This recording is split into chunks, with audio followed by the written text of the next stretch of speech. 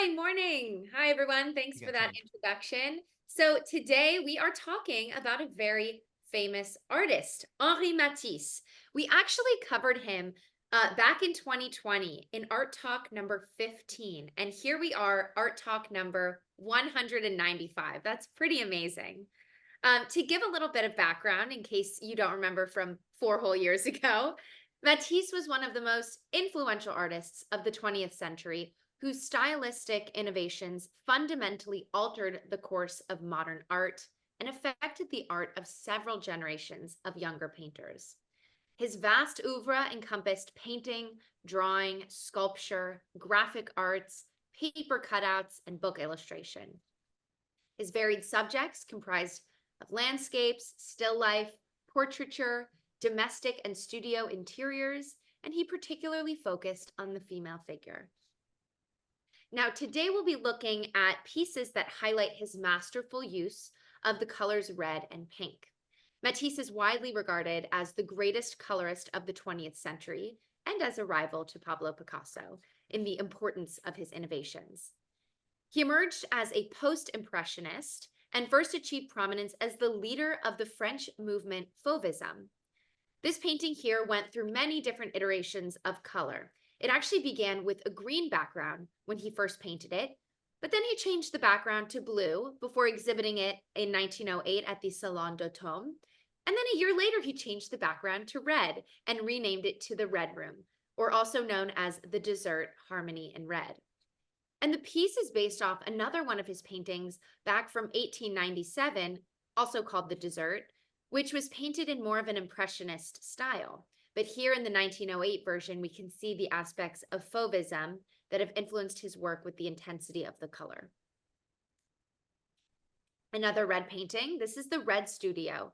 And for many years after its creation, Matisse's The Red Studio, which depicts the artist's workspace in the Parisian suburb of Issy-les-Moulineaux, it was met with bafflement or indifference.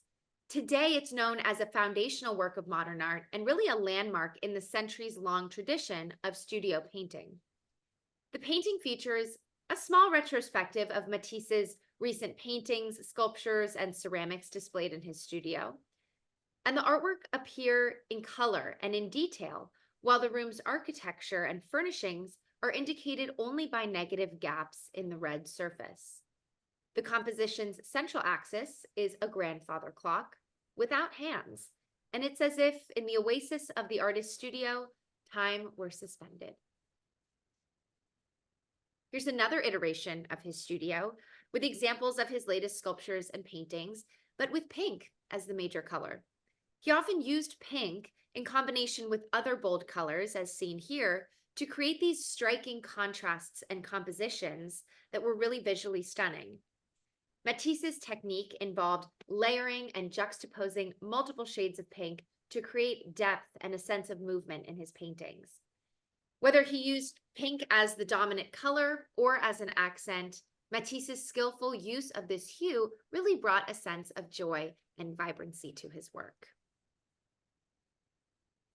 Matisse's first painting back in 1890 was a still life, and he loved still lifes. It was really a theme that ran through most of his career, frequently finding itself integrated into the larger interior studio pictures and paintings that we just looked at.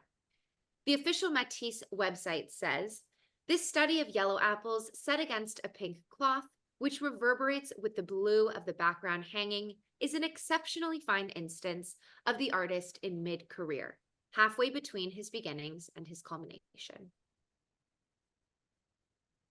After major surgery in 1941, he was confined to a wheelchair.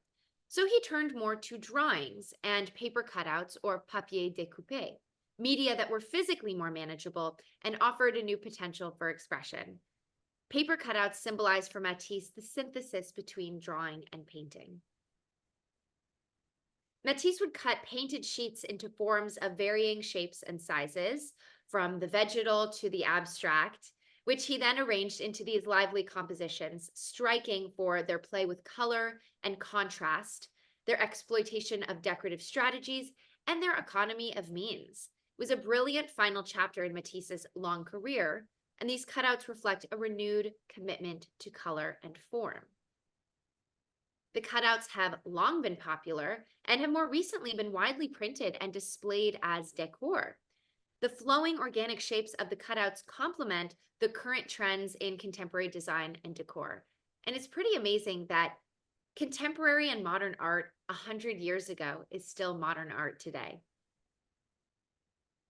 Here's some photographs towards the end of Matisse's career and life when he was wheelchair bound. We can see him cutting out shapes in the middle photo. And he had two assistants, Annalise Nelk and Jacqueline Duhem, that helped physically construct some of the larger works.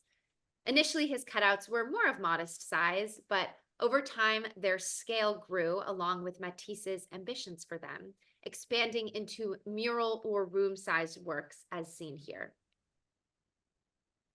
Scholars in the 1950s described Matisse and Fauvism as the precursor of abstract expressionism and much of modern art.